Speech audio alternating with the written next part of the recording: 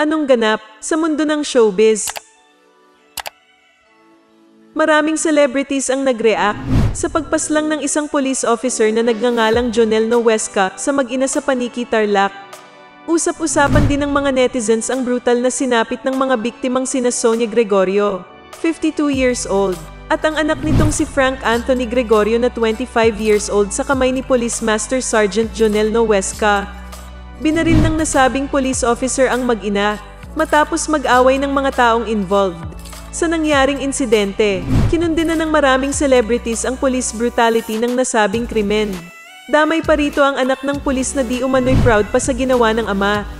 Kabilang sa nagpahayag ng kanilang galit at pagkalungkot ay sina Maine Mendoza, Julian San Jose, Maris Racal, Robbie Domingo, Gabby Garcia, Rafi Tima at Jed Madela.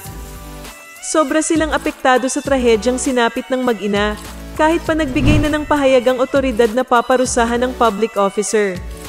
Ito ang kanilang mga reaksyon. Bihira na lang mag-check ng Twitter, yun pa talaga bubungad sa'yo. Ang sakit talaga sa puso. Sabi ni Maine Mendoza. Ang sakit sa puso, napaka-immoral. Sabi ni Julian San Jose. Paano na lang kung walang video yon? Sabi ni Maris Racal. Just saw this video. Where's the commitment to serve and protect? This disgusts me. Tapos we'll hear the words, we'll investigate it. We need justice. Filipinos deserve better.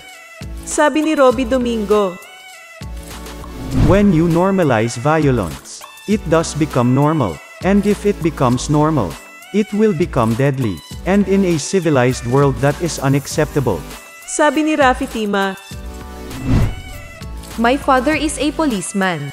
I hope your policeman father rots in jail. He is a murderer. Sabi ni Gabby Garcia.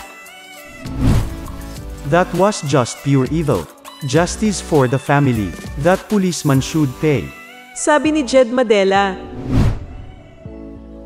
Lahat ng kanilang post ay may hashtag na StopTheKillingsPH.